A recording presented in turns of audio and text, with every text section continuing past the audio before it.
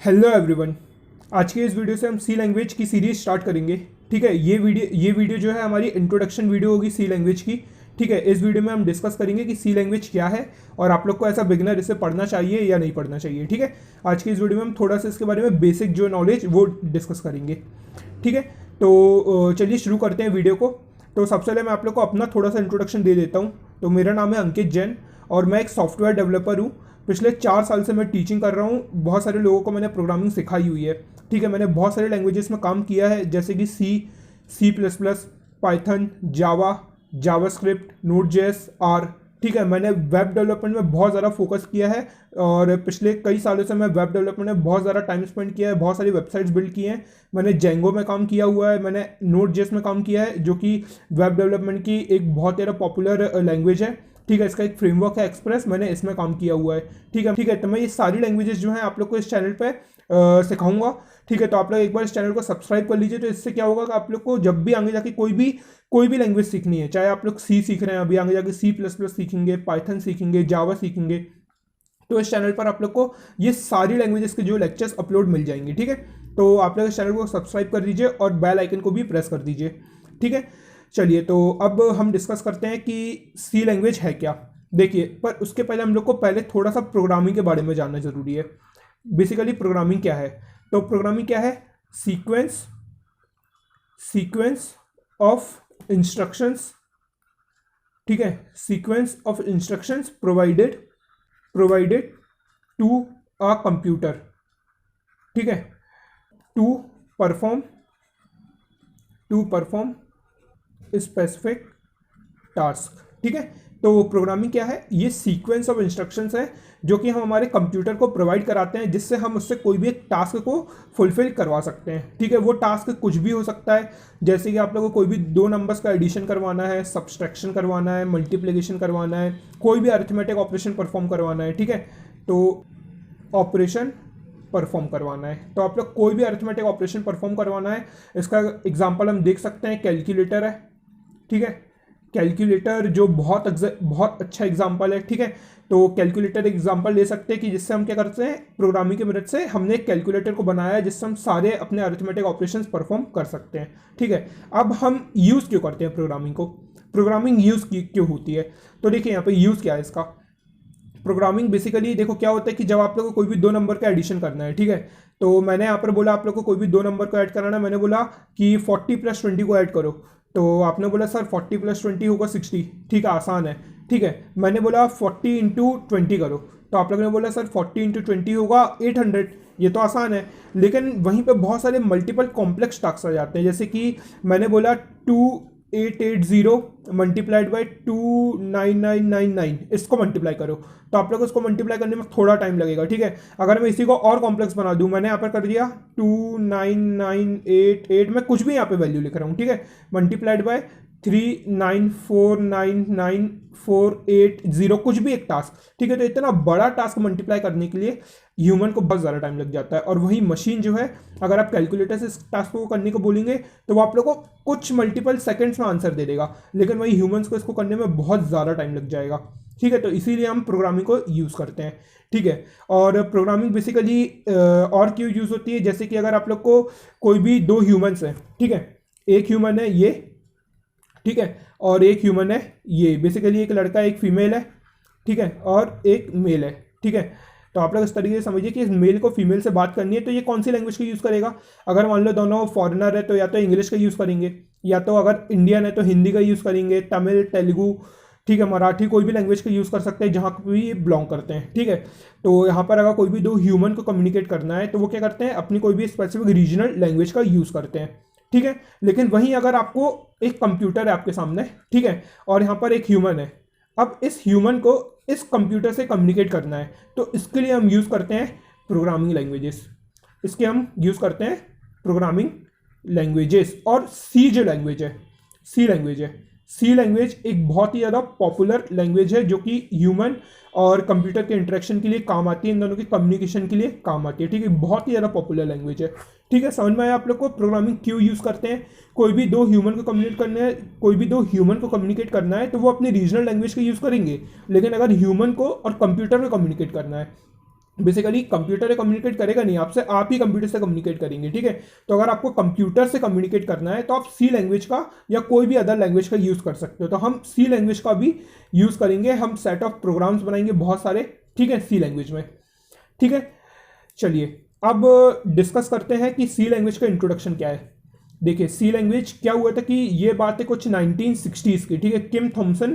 किम Thompson एक बहुत ज़्यादा पॉपुलर साइंटिस्ट हैं जिन्होंने लिनक्स ऑपरेटिंग सिस्टम पे काम किया हुआ, जिन्होंने लिनक्स ऑपरेटिंग सिस्टम डेवलप किया था, ठीक है।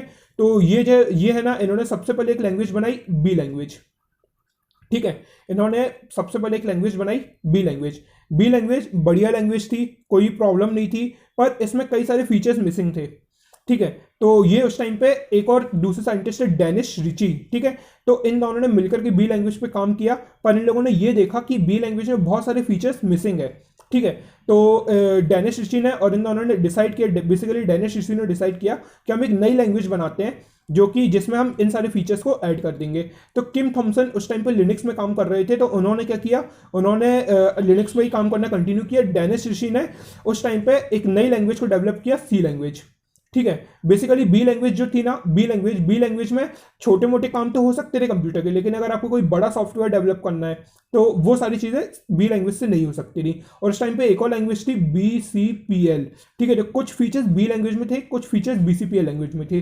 तो डेनिस रिची ने क्या किया, डेनिस रिची ने सी लैंग्वेज बनाई, बी लैंग्वेज और BCPL लैंग्वेज के फीचर्स को कंबाइन करके और कुछ एडिशनल फीचर्स डाल के, ठीक है।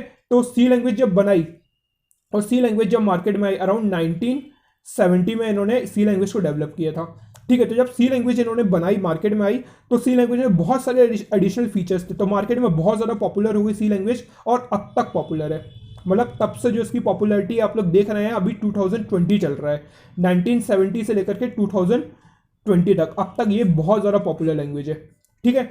तो यहाँ पे सी लैंग्वेज जब इन्होंने डेवलप की, मार्केट में लॉन्च किया, मार्केट में बहुत ज़्यादा पॉपुलर हुई ये लैंग्वेज, ठीक है। तो फिर किम थॉम्सन ने अपना लिनक्स जो जिस पे ये काम कर रहे थे, तो फिर इन्होंने डिसाइड किया कि बी लैंग्वेज में तो इतने सारे फीचर्स हैं नहीं, अगर मैं सी लैंग्वेज को अडॉप्ट कर लूँ तो मेरा लिनक्स जो ऑपरेटिंग सिस्टम है काफ़ी और ज़्यादा एडवांस्ड हो सकता है। तो फिर इन्होंने सी लैंग्वेज को अडॉप्ट कर लिया, ठीक है। फिर इन्होंने अपना लिनक्स ऑपरेटिंग सिस्टम जो है वो सी लैंग्वेज में बनाया। इस तरीके से सी लैंग्वेज जो है बनी थी, ठीक है। ये बेल लेबोरेटरीज में बनाई गई थी 1970 में, ठीक है। ये सक्सेसर था बी लैंग्वेज का। सक्सेसर मतलब क्या होता है, मतलब बी लैंग्वेज जो थी ना उसमें कुछ एडिशनल फीचर्स ऐड करके इसको बनाया गया था, ठीक है। C++ जो लैंग्वेज है, C++ एक और पॉपुलर लैंग्वेज है जो कि सी लैंग्वेज जैसी ही है, इसके कुछ सिंटेक्स वगैरह चेंज है, ठीक है। बाकी है बिल्कुल सी लैंग्वेज जैसी ही, सी लैंग्वेज का सक्सेसर है ये, ठीक है। सी लैंग्वेज में ऊप्स के कॉन्सेप्ट नहीं है, C++ में इन लोगों ने ऑब्जेक्ट ओरिएंटेड प्रोग्रामिंग ऊप्स के कॉन्सेप्ट डाल दिए हैं, ठीक है। क्या है ये ऊप्स के कॉन्सेप्ट, हम ये सारी चीज़ें डिस्कस करेंगे इस वीडियो सीरीज में, ठीक है। चलिए तो अब हम सी लैंग्वेज को, हम तो समझ गए कि सी लैंग्वेज की हिस्ट्री क्या है, सी लैंग्वेज बनी कैसे, ठीक है। अब हमको ये देखना है कि सी लैंग्वेज के लिए पढ़ना, हमको पढ़ना क्यों ज़रूरी है। तो देखिए सी लैंग्वेज का ये यूज़ होता है वो ऑपरेटिंग सिस्टम में बहुत ज़्यादा होता है, जैसे कि एंड्रॉयड है, ठीक है। एंड्रॉयड में सी लैंग्वेज का यूज़ है, विंडोज़ जो है, एंड्रॉयड जो है, फिर इसके बाद लिनक्स जो है, लिनक्स का तो मैंने अभी बताया आप लोग को, विंडोज़ एंड्रॉयड लिनक्स एप्पल, ठीक है। ये सारे के सारे ऑपरेटिंग सिस्टम जो है वो सी लैंग्वेज में बनाए गए हैं, ठीक है। तो आप लोग समझ रहे हैं सी लैंग्वेज इतनी ज़्यादा पॉपुलर है। तो अगर आप लोग कभी भी ऑपरेटिंग सिस्टम, नया ऑपरेटिंग सिस्टम डेवलप करना चाहते हैं, न्यू ओएस या एग्जिस्टिंग ओएस में काम करने की सोच रहे हैं, तो आप लोग सी लैंग्वेज को अडॉप्ट कर सकते हैं, ठीक है। सी लैंग्वेज का बहुत ज़्यादा यूज़ आता है गेमिंग में, बहुत सारे गेमिंग सॉफ्टवेयर्स, ठीक है। गेमिंग सॉफ्टवेयर्स में सी लैंग्वेज यूज़ होती है, ठीक है, गेमिंग में। फिर इसके बाद हार्डवेयर IoT, मतलब हार्डवेयर जो भी आपके कंप्यूटर के हार्डवेयर्स रहते हैं या दूसरे हार्डवेयर, IoT मतलब इंटरनेट ऑफ थिंग्स, जैसे कि अगर आप लोग को होम ऑटोमेशन करना है, होम ऑटोमेशन क्या होता है, होम ऑटोमेशन मतलब कि जैसे कि आप लोगों को घर की लाइट कंट्रोल करनी है, आप लोग चाहते हैं कि अपने फ़ोन से घर की लाइट कंट्रोल कर सकें, एक फ़ोन में बटन हो, आप लोग अपने स्विच में बटन प्रेस करने की जगह फ़ोन की एक की को प्रेस करें और आपके घर की लाइट बंद हो, लाइट चालू हो, फ़ैन बंद हो जाए, फ़ैन चालू हो जाए, AC आपकी बंद चालू हो जाए। तो ये सारी की सारी चीज़ें होम ऑटोमेशन की चीज़ें कहलाती हैं। और ये सारी चीज़ें अगर आप लोग करना चाहते हैं, ठीक है, अगर आप लोग करना चाहते हैं तो इसका जो सॉफ्टवेयर आता है, ठीक है, इसका एक सॉफ्टवेयर आता है, वो उसकी जो प्रोग्रामिंग है वो सी लैंग्वेज में होती है, ठीक है। तो अगर आप लोग ये सारी चीज़ें करना चाहते हैं तो आप लोग सी लैंग्वेज सीख सकते हैं, ठीक है। तो ये था यूज सी लैंग्वेज का। ये ऑपरेटिंग सिस्टम में बहुत ज़्यादा यूज़ होती है, गेमिंग में यूज़ होती है, हार्डवेयर आईओटी में यूज़ होती है। ठीक है, चलिए अब हम डिस्कस करते हैं कि सी लैंग्वेज हमने डिस्कस करके किया। हमने डिस्कस किया कि सी लैंग्वेज का इंट्रोडक्शन क्या है, सी लैंग्वेज बनाई कब गई थी, डेनिस ऋषि ने और किम थॉम्सन ने मिलकर ही इसको बनाया था। ठीक है, 1917 में। फिर हमने डिस्कस किया कि सी लैंग्वेज का यूज़ क्या है। ठीक है, अब हम एक बेसिक स्ट्रक्चर देख लेते हैं सी प्रोग्राम का।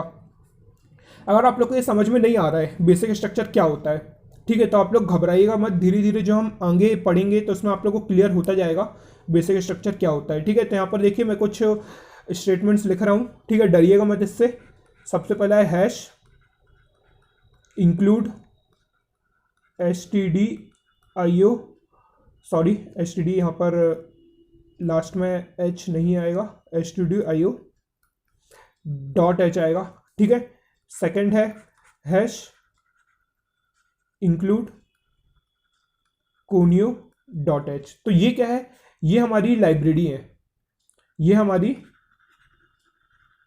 लाइब्रेरी है। ठीक है, मतलब वो चीज़ जहाँ पर पहले से ही कुछ सी लैंग्वेज का जो कोड है पहले से ही प्री डिफाइंड लिखा हुआ है। ठीक है, तो क्या होता है कोई भी लैंग्वेज जब बनाते हैं तो उसकी लाइब्रेरी हम बनाते हैं सबसे पहले। ठीक है, तो लाइब्रेरी क्या होता है, लाइब्रेरी मतलब कुछ सेट ऑफ प्रोग्राम्स।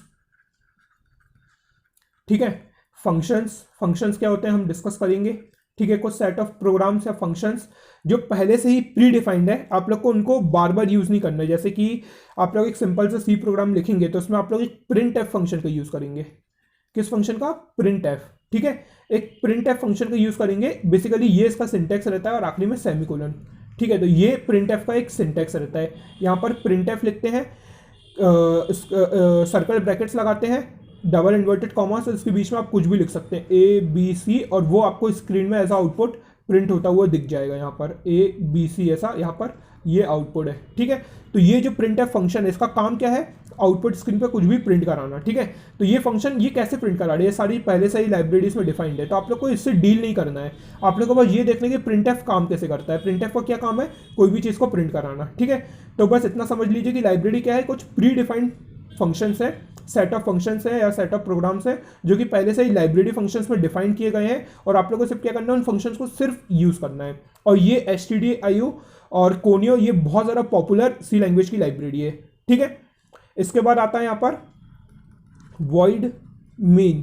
ठीक है, तो ये मेन फंक्शन क्या है, मेन फंक्शन बेसिकली इससे भी आप लोग को डील नहीं करना है। ये जब भी आप लोग कोई भी कोड लिखेंगे तो आप लोग इस पूरे मेन फंक्शन यहाँ पर void main square brackets parenthesis, ठीक है, इनको हम बोलते हैं पैरेंथेसिस, ये ओपन और क्लोज कर्ली ब्रैकेट्स इनको हम बोलते हैं पैरेंथेसिस। तो आप लोगों को क्या करना है, इनके अंदर ही सारा का सारा कोड लिखना है। यहाँ पर ये सारे के सारे आप लोग के यहाँ पर कोड लिखे जाएंगे, और आखिरी में यहाँ पर गेट ch। ठीक है, इन सब का काम क्या है, कैसे ये सारी चीज़ें वर्क करती है, हम आगे आने वाली वीडियोस में डिस्कस करेंगे।